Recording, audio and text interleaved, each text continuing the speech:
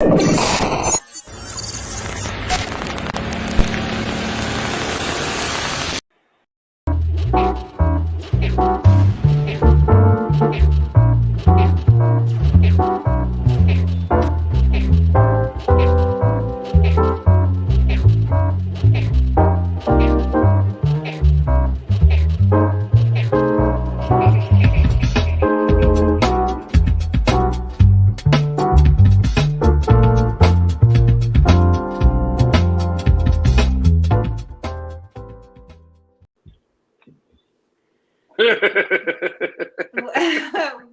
Welcome to our professional podcast where we bring you the news. Hey, no one ever confused us as well. Our content's professional, but our technology is always a little rudimentary.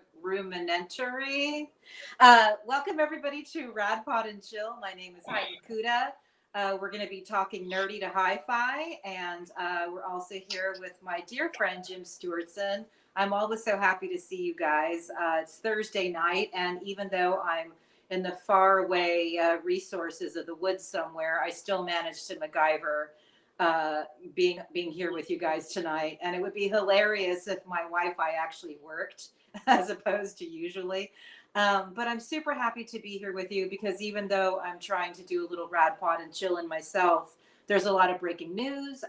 We are also debuting a new series where we talk to citizens primarily from the South about some of the forgotten cities that are really struggling. And we're going to be showing a few clips from our latest interview, Southern Kleptocracy, with our friend Adina, who's going to be our Southern correspondent. Thank you very much, Zarina. Zarina wanted to go to Clarksdale, Mississippi, because she wanted to see where Robert Johnson allegedly sold his soul to the devil, and she made us a friend.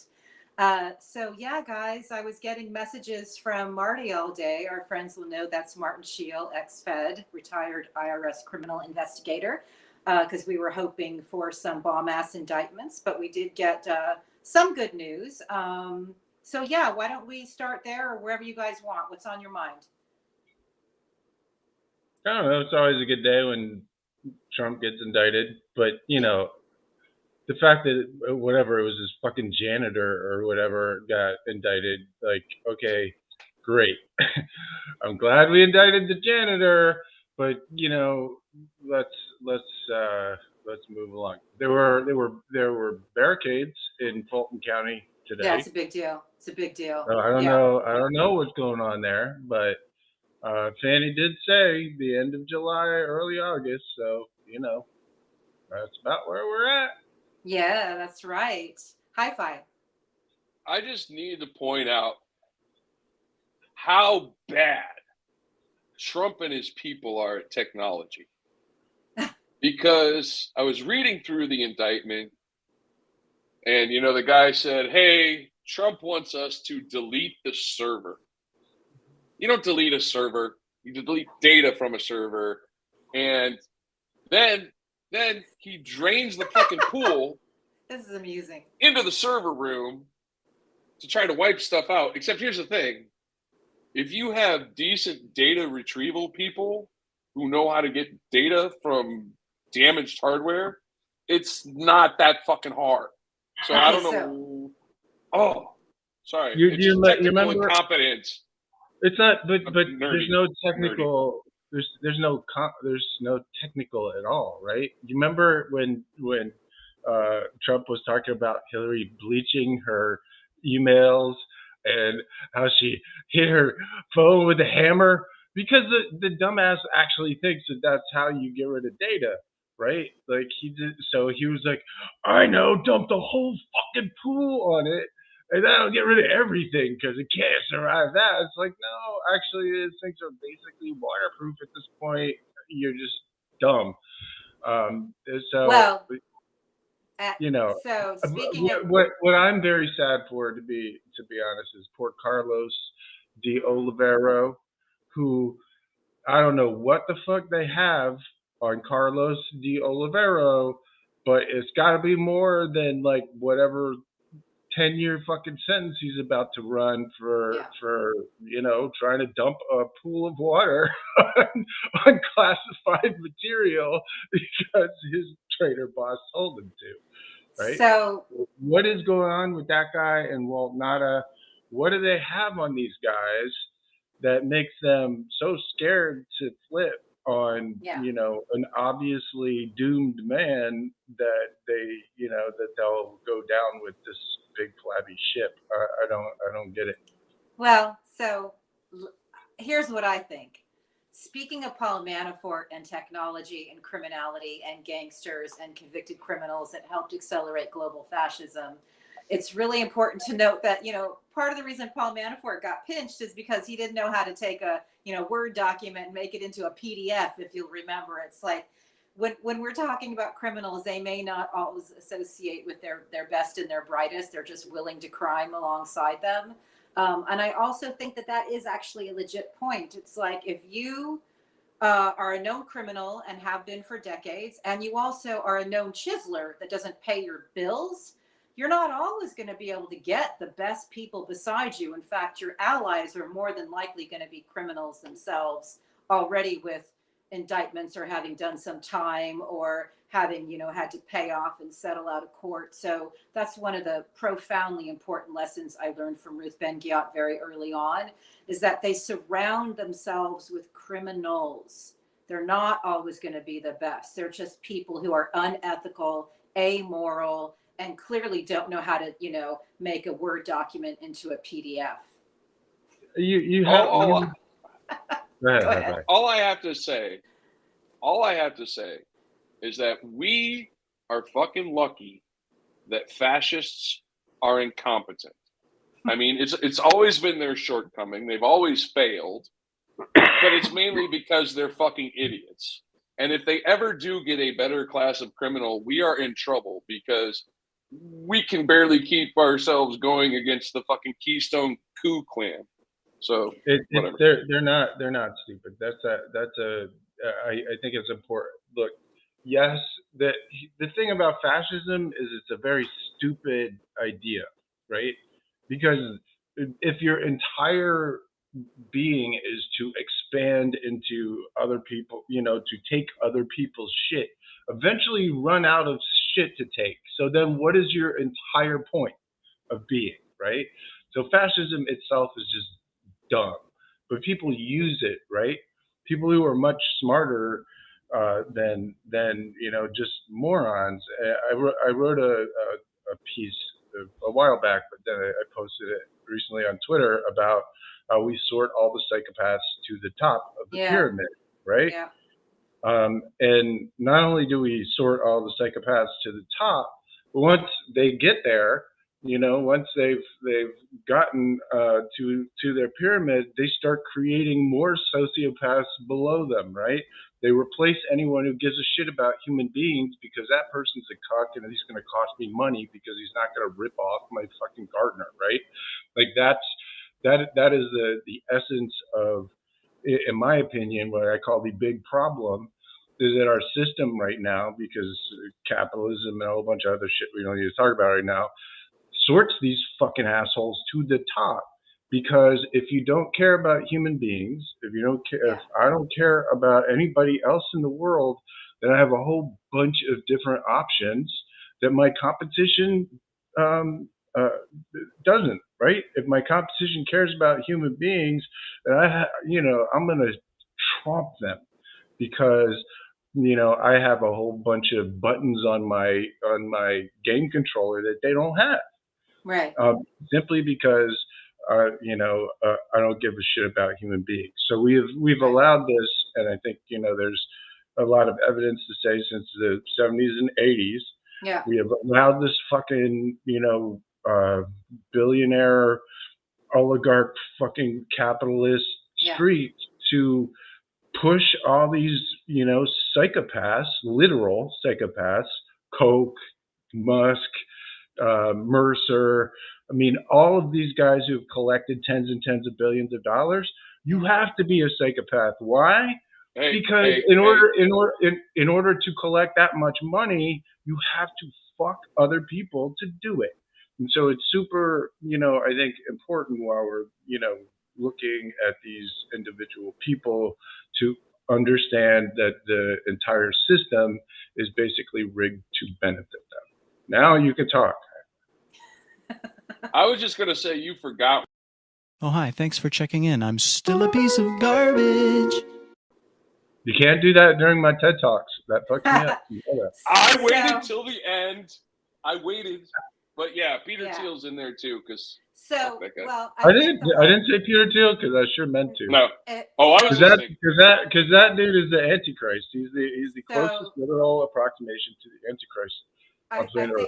I think what's important is what I said at the beginning, that it's the amoral, the magical quality to not care about other people, to lack empathy, and to have that amorality. And I bring that up because I've been writing an American Monster series, which I have profiled Paul Manafort, Roger Stone, and Roy Cohn. And it's so freaking important that people understand how incredibly damning it's been for our country that monsters at this high level, like Roy Cohn, don't go to prison, that they get indicted, and then they do their dance of, oh, it's just, it's they're liars, they got a vendetta, they do the exact thing that Trump has been doing, and his whole act that he's been doing for decades is basically him impersonating Roy Cohn. And I don't know if I read this to you guys or not, but I'm going to do it again because I think it's really freaking important. Village Voice investigative reporter Wayne Barrett said this about lawyer Roy Cohn, who was kind of the guy that was always in all the really dark places in history, whispering in the ears of terrible people like Joe McCarthy. And this is what he said about Roy and Donald Trump. And I think it's very important. He told this to Democracy Now! In 2016. Roy is incandescent evil, the satanic feeling that he would give you. He was the weirdest guy. He was into the strangest stuff. He was a chicken hawk after little boys, and yet he was the most virulently anti-gay guy you could imagine. And so that was Donald's mentor and constant sidekick, who represented all 5 of the organized crime families in the city of New York. Just sit with that for a minute. That was his bestie. You know what the most important part of that, though? The most important part of that whole thing is right there at the very end. He represented all 5 families, meaning he had the ability to bring all of these criminal elements together, right? And he had connections. He had network connections to each of them. And if you look at Trump, that it's not just Russia, right? Right. It's Saudi Arabia, apparently. Why did Jared Kushner get $2 billion? Live Gulf. We talked about this with Craig Unger. So here's what's really important about understanding what happens when really bad people in American history don't go to prison when they're indicted and they're free to continue criming. Roy Cohn represented Fred Trump. So when we talk about all 5 mob families, he also represented Fred Trump when Fred Trump was sued for having a racial discrimination policy baked into his 39 properties, where they actually had a code that they would use. Now, they settled out of court, and settling out of court for Donald was a victory, because what did he learn from Roy Cohn? To always go on attack, never admit the truth ever, never play on their turf, always create your own, and make everything about a vendetta and playing the victim. So all of these out-of-court settlements, all of these indictments that go where people like Roy Cohn skate, even his best friends said that he should have gone to prison where he couldn't hurt our country anymore. This man was Donald Trump's mentor, and Donald Trump, as people know, dropped him when it became clear that he was dying of AIDS. And Roy Cohn was disbarred, just like Giuliani. He was disgraced. And up until the very end, he lied. He never admitted any truth about what he was dying of, never admitted the truth about his character and his predilections. And what does Trump do? Lie, lie, lie. And those lies are bad for the American psyche. So I bring this up because even though we here have been doing this work for a long time, and slow walking justice isn't justice, I have been talking to our friends in Europe. As I told you, Hi-Fi earlier, Monique Kamara, she wants America to be proud that we are going to indict Trump for trying to overthrow our country for his role in January 6th. She wants us to feel good about that because in Italy, Berlusconi, who was indicted and convicted and skated ultimately, changed the laws to benefit his brand of criminality. Trump wasn't in long enough to do that. So Trump may very well, get the justice he deserves. But as we say on the show a lot, that won't save our democracy. It'll feel damn good, but that's not going to save us. No, that's not enough. And the fuckery continues in a couple ways. So, how Berlusconi changed the laws, Netanyahu's doing the same thing in Israel, right? It's this rise of authoritarianism around the globe. And personally, I feel it's coordinated, but that's just me. Everyone can make their own opinions. Well, But, we were, Sean and I were looking at the mystery company that is buying up, hundreds of acres of land around an Air Force base. And we found out that they were attached. The company that actually bought the land around the Air Force base is in a lawsuit with a bunch of landowners in the area. And they're attached to the law firm Skadden and something. And I can't remember Nobody has the whole any name of idea it. what you're talking about, buddy. You gotta give. Oh, You gotta anyway, give it ties give back to a topic guy. that you're discussing because there's names and places. All right. I got Just all the an corruption anecdote. around the country. All the corruption around the country. Sorry, my ADHD was going. But yeah, the law firm that's suing stuff is featured in Mueller's report attached to Russia. Well, Ah, I want well, to. Yes, go ahead. Go ahead.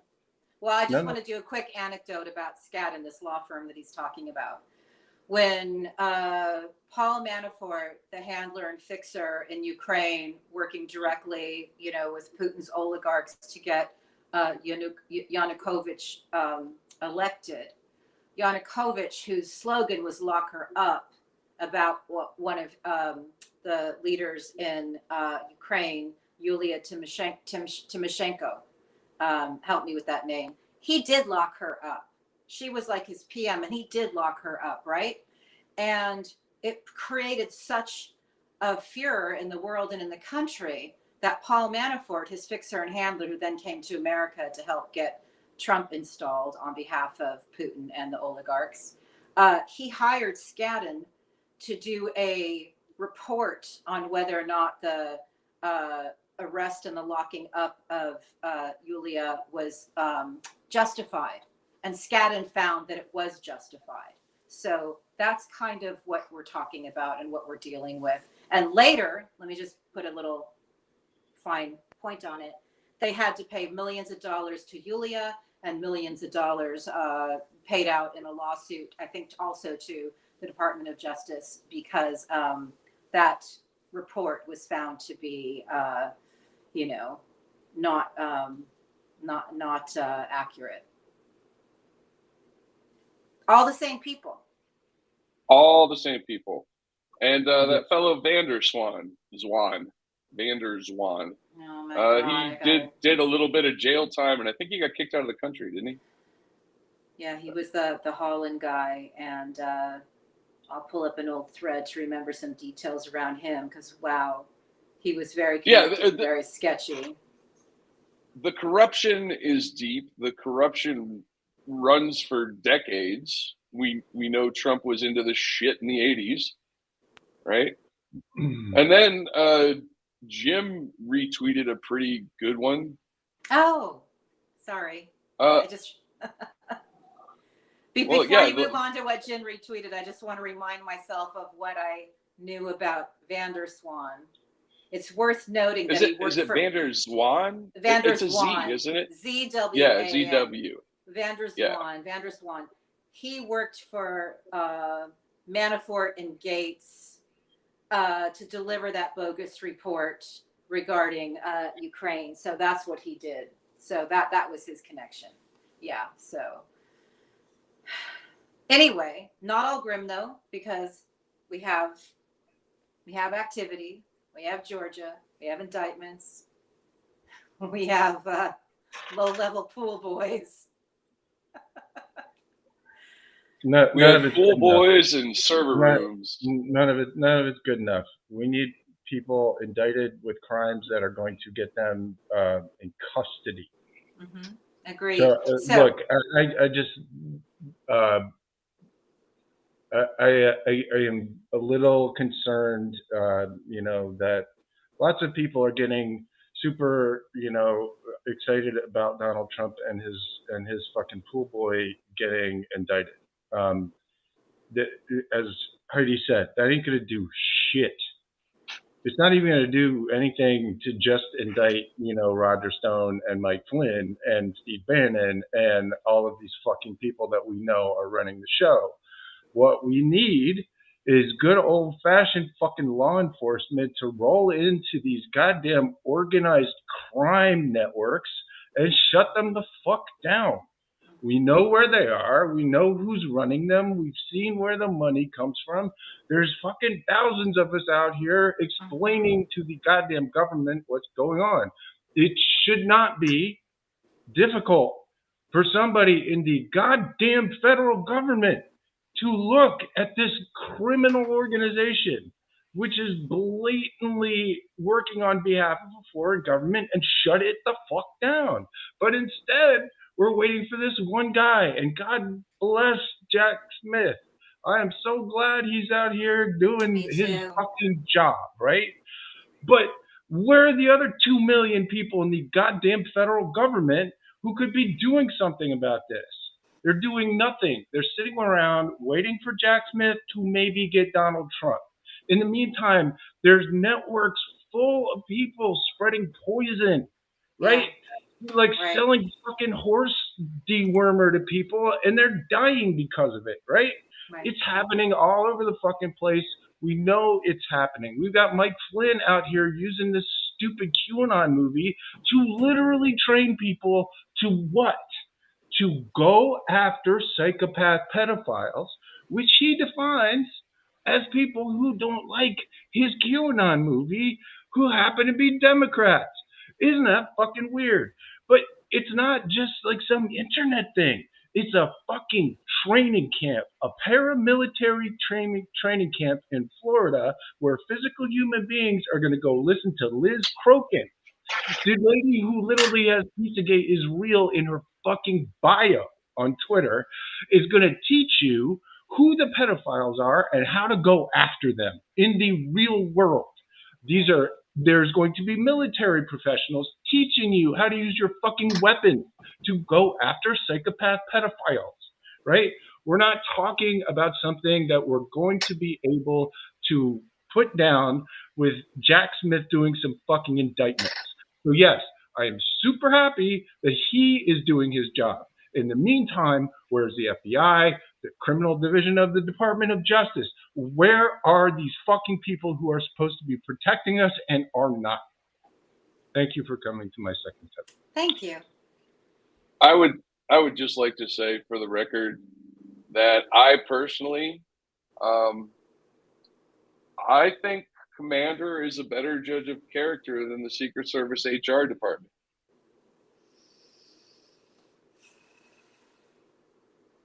And everybody's like, what the hell was that about? What? Who is? Commander, Joe Biden's dog. Anyway, it was a joke. Oh, Commander. Okay. Too esoteric for your guys. So no, it was because I'm getting messages from our watchers going, it's Scad Narps. It's like, yeah, I know. But it's great that people are watching and filling in blanks.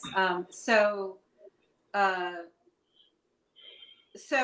Jim, it's like when you tweeted out today, like, hey, journalists, if you're listening, You are that journalist, man. I'm sorry. I got in a fight with a family member. It wasn't a fight, but it was a heated conversation because that family member wants to believe that if they just read the New York Times, that they're going to be okay.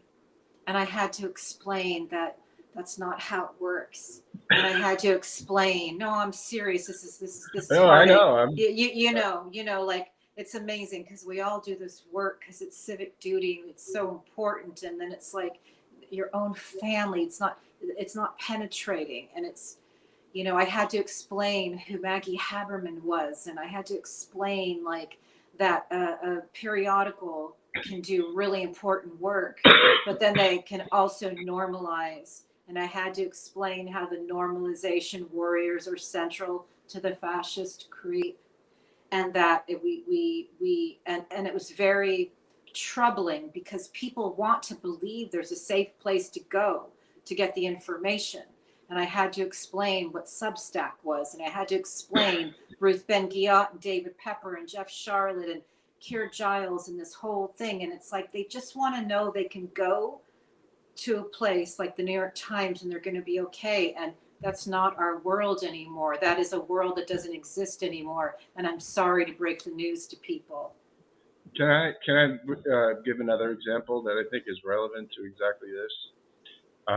So I had, MSNBC on, and at the same time, I see the New York Times both talking about this fucking UFO guy, right? So there's a UFO guy, a whistleblower, okay?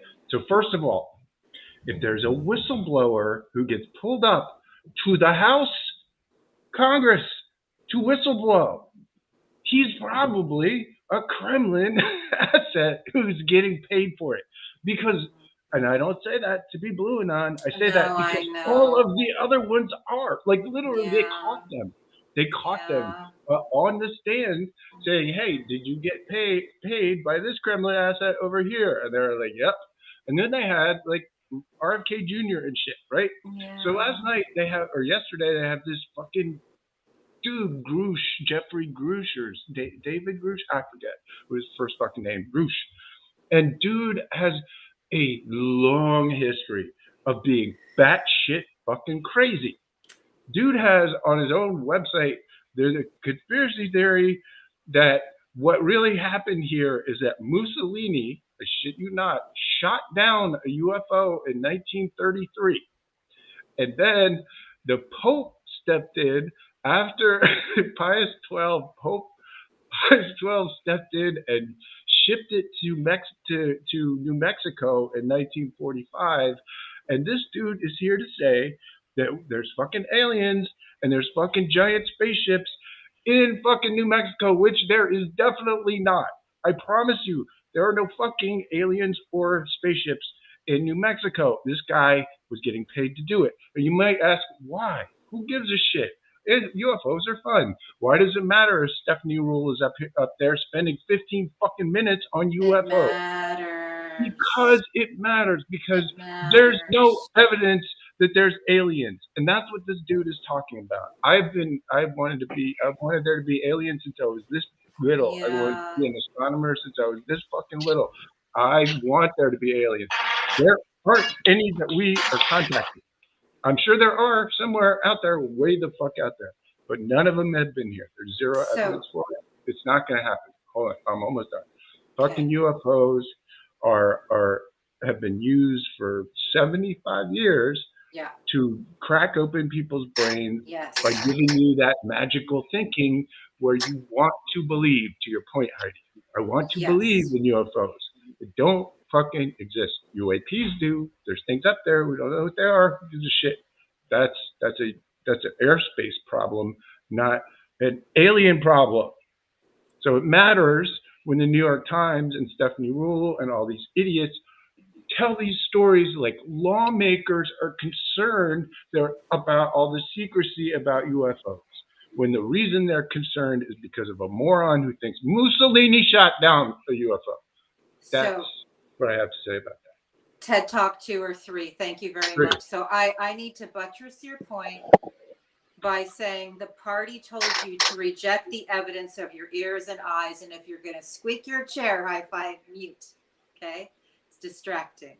The party told you to. The party told you to reject the evidence of your eyes and ears. That's George Orwell, 1984. Here is Jason Stanley from 2016. Fascist politics create a state of unreality.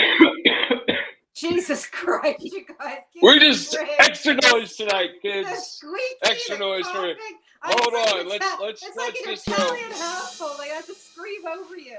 I thought I was muted. I'm sorry. That's it. I don't care. Listen, nobody comes to Rad Pod because of our etiquette. Okay. So let me please read Jason Stanley from How Fascism Works from 2016. Okay. He explained why conspiracy theories are weapons of war and why they're necessary in order to create unreality. Let me get back to that.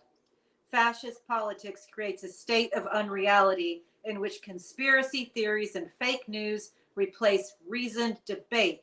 As the common understanding of reality crumbles, fascist politics makes room for dangerous beliefs and false beliefs to take root. So that is what we've been fighting. That's what we've been seeing. That's when Jim jumped in and saw what was happening with QAnon 3 years ago. That's what all this is. So it takes root. And guess what's happening? American leadership, it's taken root. Tens of millions of people. Now it's being brought into mainstream entertainment. So, pay attention. Here's another line from Jason. Spreading wild conspiracy theories benefits fascist movements. Why do you think there's an uptick in conspiracy theories? Because it's cute? No, it's because they're trying to deliver us to fucking fascism. That's why. Muted, boomer. Four tries. I want to You want to squeak your chair. You want to squeak it. I do. I want to squeak my chair. I like leaning back. Anyway, people are like, no, the Republicans won't give us fascism. But I would like to just, play for you what our guest had to say about what happened. Yeah, also told me that the local public utilities company had to lay off execs for stealing customer payments and recording employees' telephone calls, and that the drinking water is regularly contaminated, and that the actual utilities rate is 47% higher than what is listed publicly. What are people supposed to do about that? It sounds too crazy to be true. Y'all hear it, right? I am fully in it thinking it's just wild because when you're here, you just spend every day. All that the conversations really center on exactly is how are we going to pay our utilities? What are you doing about water? These are very, very intense, stressful human rights conversations where, like you were saying before, how are you going to go fight the utilities company? Who's, and people have tried and they've gone and there have been commission meetings and there have been where they've come back and said, oh, we're giving credits to the customers. Don't know what happened with things like that. But it's you feel you can't even get to the front line of the fight because you're so far back going oh my God, they're going to shut my lights off and I have to pay for the water that's not even drinkable. It's just such a wild conversation to have.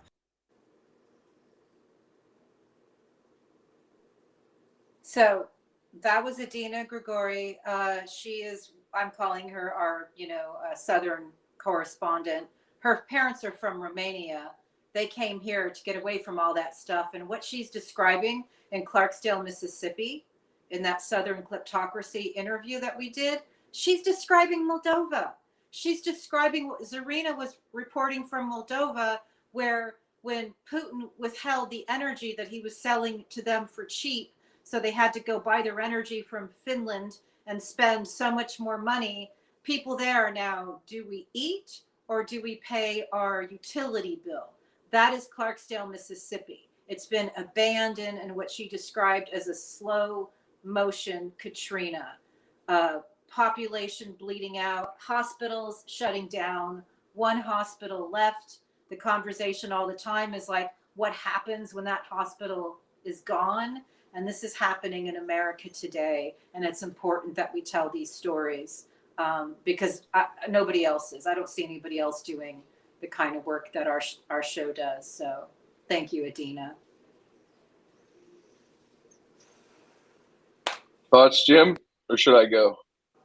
Go. All right. It's just if you want me to talk, I'm happy to do that. But we lost Heidi. Oh, we lost Heidi. Here's the problem. You know, we look at the outcomes. We look at the outcomes for people in these red states, and they're always, you know, a lot of these people are very, very proud of their states. And with, you know, there are some good things about southern states, and there are some bad things, just like there are good and bad things with every state in the union. America has a long and bloody history. But the thing is, we're still Americans, and the people who are trying to take over don't want us to be America anymore. Yeah. And I think more Americans need to realize that. And I don't know how to say it other than that. This isn't a Democrat thing. This isn't a Republican thing. This is democracy, little d thing. Pro-democracy. Well, I mean, yeah. We're talking about nationalism, right? Yeah. Which is different from patriotism.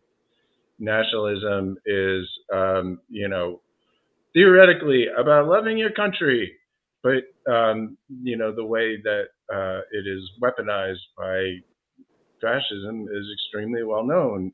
The reason why QAnon call themselves patriots, right? Like and have flags and everything, and have eagles and fucking generals and all this like super American shit, is because that is a vector that they use to create undue influence. If some people love their country, I love my country, right? People, if they can tap into that, just like they can tap into your love of God or your love of your kids or your love of whatever, and turn that love into hate for something else, right? So they're turning you up about America, fuck yeah. But actually, the Americans, the people that they want you to kill are the actual Americans. They're your neighbors, not the enemies that you're supposed to. Right on. That's absolutely right. Yeah, I mean, it's when Joyce Vance, when we had Joyce Vance on, who is the woman who went after her cyber stalker and won up in Canada, and when she ended that interview with, "By the way, I want my flag back," that really hit home for me. We too often cede the battlefield and the narrative to those trying to take our flag away from us. And one of the great things about studying Roger Stone and Roy Cohn and Paul Manafort is I see what they do now. I see their game, their attack, their counterattack, their suit. They're making it about a vendetta when they're actually being indicted, making it about Jack Smith's vendetta. And in Roy Cohn's case, he made it about the prosecutor who was indicting him about a vendetta. They always change the narrative. They never talk about the actual facts of their criminality. They always turn it into a question of motive, like fascists are great at doing. And I see it now so clearly. And I want us to go on offense. I want us to actually stop always, fighting this battle on a playing field that they create, because they are creating an unreality. And we're always like, hey, it's an unreality. Hey, that's not real. It's like, no, we got to change the conversation away from what they're trying to get us to focus on and back to the fact that we are dealing with a crime syndicate. And this crime syndicate has been eroding our very imperfect democracy for many decades. And, again, where we erred in the past was not putting them in prison, not putting them in jail, not nailing them for treason. The moment that Ford, pardoned Nixon, our country was in trouble. No more pardoning of criminals. Trump committed pardon fraud. He was an illegitimate president, as we know, not in the way that he talks about the 2020 election, the big lie. He was aided into office with the Russian military. That's not how we do it in America. We don't allow the Russian military to assist con men into office and call it an election. So that's where But we're we at. do. That's the problem. Well, we did. Well, but the problem is, and what I'm concerned about is that we still are. It's 2.5 fucking years since the Capitol was overrun by a bunch of QAnon people, fucking Proud Boys, Oath Keepers, neo-Nazis, and general brainwashed human beings. And we know exactly why, and we know exactly who, and we know all of this shit. And yet, they're still fucking doing it. And yet, Donald Trump is still 40 points ahead in the GOP, in the actual GOP nomination, despite all of this shit, right? So we are still allowing it to happen, and we need to start to understand that you can't fucking like patty cake your way out of this shit. You have to defeat it. You really do. You can't negotiate with it. Oh, we'll let you have a little bit of fascism over there. So you hang out in your little corner, your fascism corner. We'll give you fascism corner, okay? Is that all right? Guess what? In the middle of the night, fascism corner is gonna fucking eat you. Burn your fucking house and eat you. That's what they do, right? Yeah. So let's stop fucking around here and understand what we're dealing with. No more patty cake. No more patty cake. No more patty cake. I love that. That's got to be our mantra. So no more patty cake, bitches. I'm gonna put up your nukes. I have said. All right. I have Is that how you fight? Yo. I have said since for a year now that 2023 is the year we find out if we are still a rule of law country, or maybe if we ever were. And I think we are finding out. I think that it is like such a terrible cliffhanger, because it's like literally like we are careening over the edge, and are we going to go over the edge, or is there going to be something that gives us a temporary save? I do not know how the story ends, but I'm not going to stop fighting. One of the silver linings of this war and being on the front lines of it with people like you is that I call the most brilliant people in America who do this type of work my friends. Those are my allies. And it's like, I do think that this small group of people that we roll with are the people that are making a difference. And the reason I know that is because they're also the people being targeted with lawfare, which is, how fascism works. And it's like, so if we can actually see our way out of this, and I think that America, certainly if we can get through 2024 with the election being a total rebuke of the lack of GOP integrity and policies and whatnot,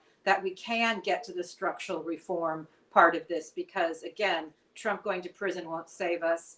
As you said, even Mike Flynn and Roger Stone going to prison won't save us.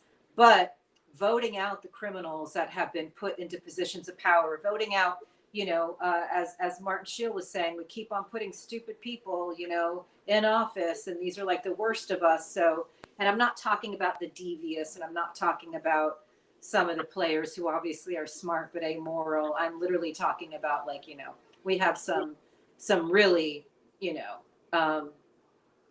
some serious bottom feeders that kind of skated their way. Many of them not even running against any other candidates, not even opposed. So let's get to the structural reform part is what I'm talking about. Nancy McClain is the one who said that.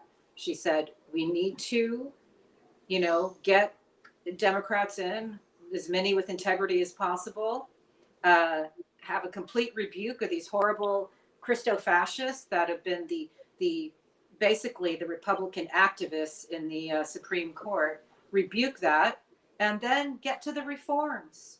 You can't have a presidential candidate unwilling to offer up his tax returns. You can't have somebody who is settled out of court in thousands of lawsuits, somebody without integrity, somebody who stalks the other candidate and says, Russia, if you're listening.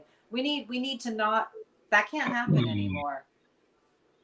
Well, I mean, we've got a guy with 60 like fucking felony counts or whatever it is at the 60. Is it?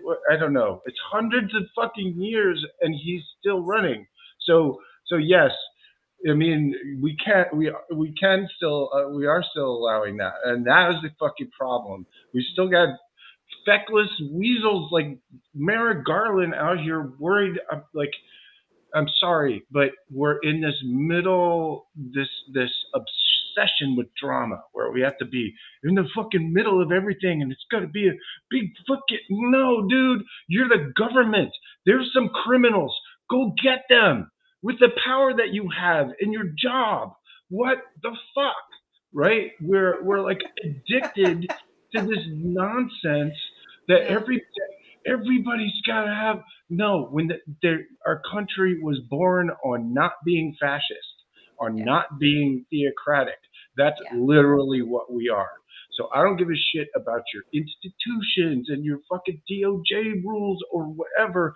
Defend the people and the principles of the country. That's what you did an oath for, not to whatever like random ass fucking norms that you're concerned about right now. Get off your ass and put a stop to this, because they're trying to overthrow the government that employs you. Literally, it's crazy. Right. Sorry. Thank you. No, Jim, man, you're on fire tonight. I'm so glad.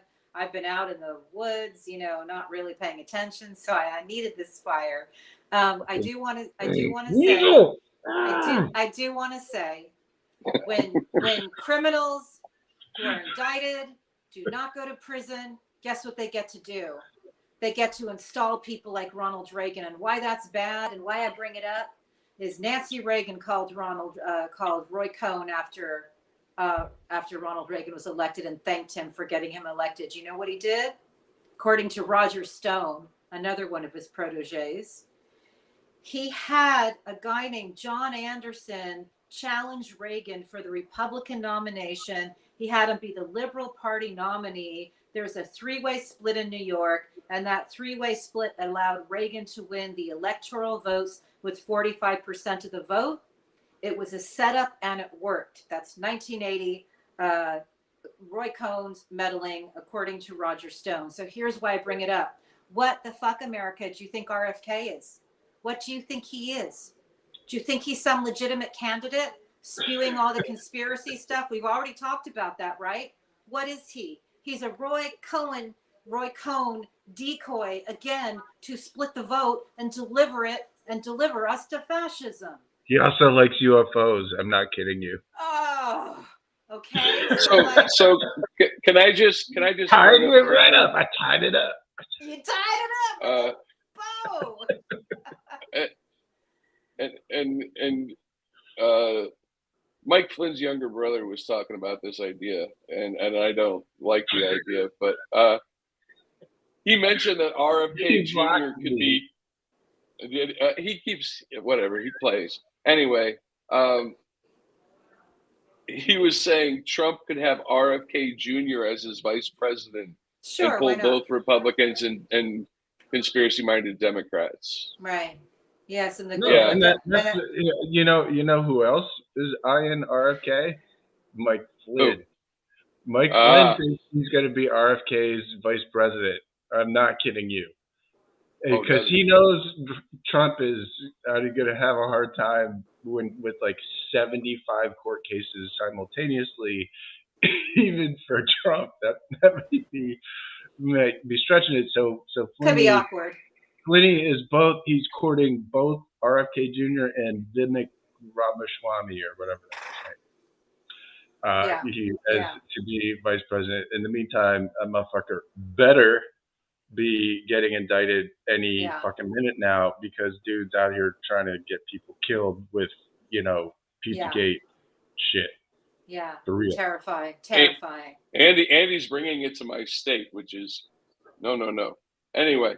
I would like to send a song to Mike Flynn. It's Ray Charles doing Georgia, because Georgia is definitely on my fucking mind, Mike. Yeah. No, it's on his mind. I guarantee. Well done. It's well on his done. mind. Well done. I guarantee it's on that his mind. Squeaky chair, man. I'm gonna send you some WD-40, okay? Like I love my chair. Like yeah, the creaking helps me think. Okay, then just mute it while you think, Hi-Fi. So I want to tell you, oh, hello, I'm getting visited by a little doggy right now. I want to tell you that, as I mentioned, Roy Cohn was disbarred. That's Trump's mentor representing mob families. Giuliani, of course, disgraced and disbarred, right? Lots and lots of nice mob stories around that. But I want to point out something. When he was being disbarred for defrauding his own clients, guess who one of his character witnesses was? Donald fucking Trump. And here's another thing. The great investigative reporter David K. Johnson said of Roy Cohn that he was the bridge between the legitimate world and the illegitimate world. So who is his best friend, right? Who did he mentor? Donald Trump. What did Donald Trump do? Bridge the so-called legitimate world and the illegitimate world to the Oval Office, I might add. I bring that up as we sort of are closing out or starting to wind down the hour, because New York, I love you, but you're bringing me down. You delivered us these creeps, man. What were you doing all those decades with your access journalism? Did you not want to be taken off the party invite list to Cohn's parties? You delivered us these creeps. You delivered us Trump, right? You delivered us all these creeps. Manafort, Stone. What do you do in New York? You know?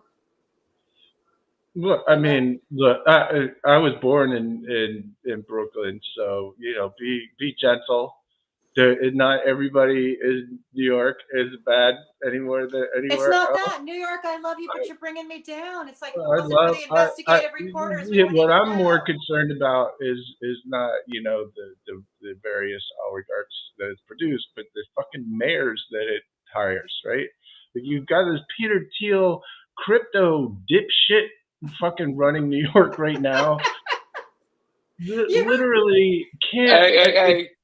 He's a friend of Paolo Zampoli's, But here's the thing. Jeff Charlotte told us that New Yorkers are even worse than when he's going into some of the more rural areas. Like, they're in such denial about how on the precipice, how close we are to the fascist creep. They get, because its own little fucking insulated, like, dog, it's its own little, cult or whatever, which is fine, But I don't know what's going on over there any more than in Washington D.C. I mean, if you're gonna look at a city, look at the place that that has literally half the people in Congress and the judiciary, for that matter, working for the wrong team, the actual wrong team, the other side, the people who want to destroy America.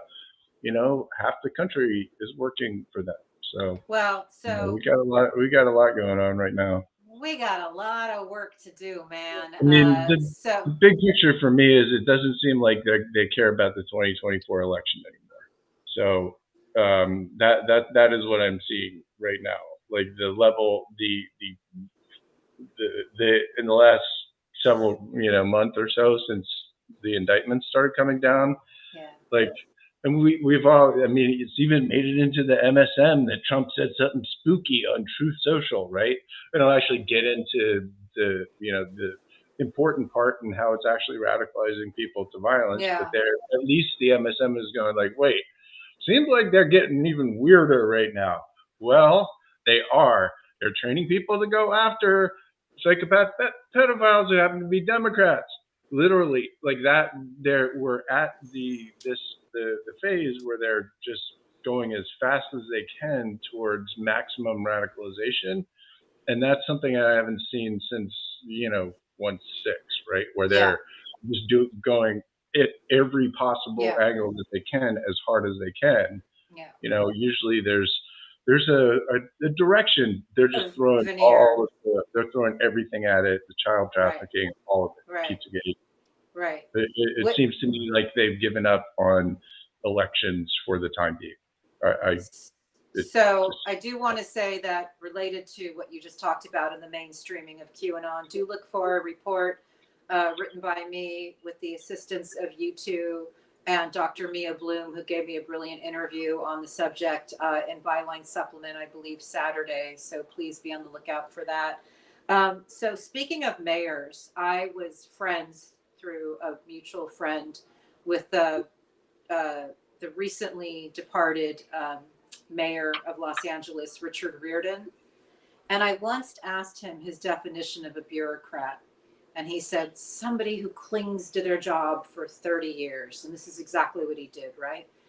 And I think that's the problem in DC, because Hi-Fi has a story that he tells when he went to hear Keir Giles speak, that there seemed to be a disconnect in what we know in the investigations that we do and the reality of the people who are actually in charge of a lot of these departments.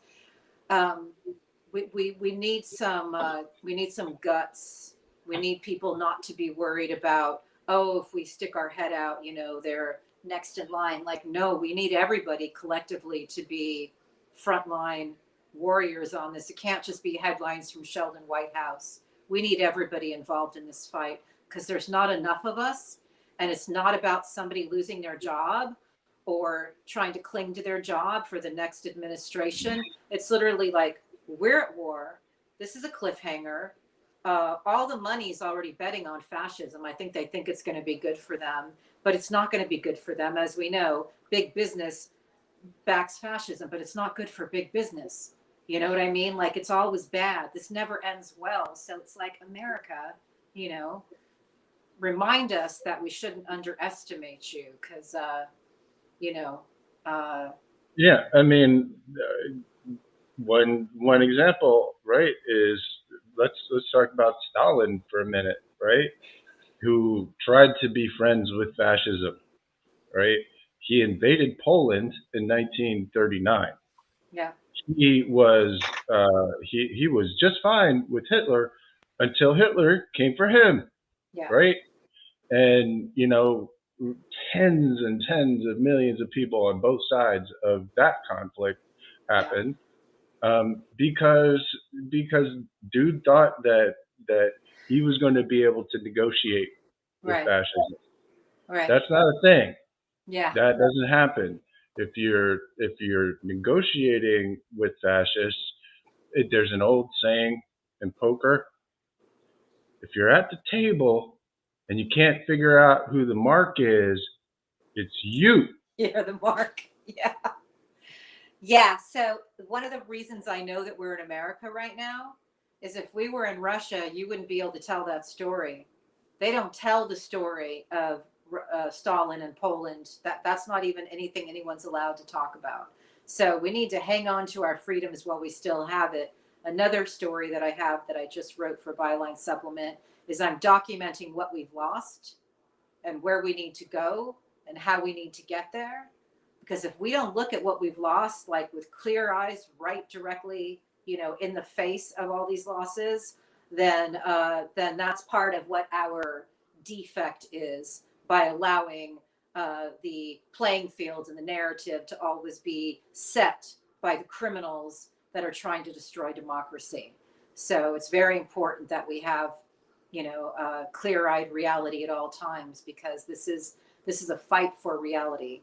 It's also a fight for empathy. It's a lot of things, but, you know, truth is always worth fighting for. So, Hi-Fi, do you have another clip that you want to take us out with? Or is there anything else that you want to mention before we adjourn for this evening? Okay, before I play the final clip, I just want to point something out. I wear pirate earrings. I creak in my chair because it reminds me of the creaking of a ship. I'm just an old pirate. Sure, pirate. Yeah, pirate. I'm just an old pirate, but I'm willing to go down with this ship, and I'll fight Me too. to my last breath for it. Me too. Jim, you're In for a penny, in for a pound, mate. Yeah, that's right. That's what I'm saying. All right, and then here's the final clip we're gonna go out. I'm just going to read these stats. Median income in Clarksdale, $16,901. Poverty rate in Clarksdale, 44%. Child poverty rate, 53%. This is not the numbers that you hear generally in America, and yet this is very, very real. What can we and our audience do to help the people in Mississippi? What can we do to help expose the problems that you guys are experiencing having to live in survival mode? Yeah, I mean, first of all, just to touch on that poverty rate again, it's like the 44% number and the 53% number are so mind-boggling, right? 1 in 2 people here. Like, this is not a class issue, a race issue. Like, this is literally half of the children in this town do not have enough money.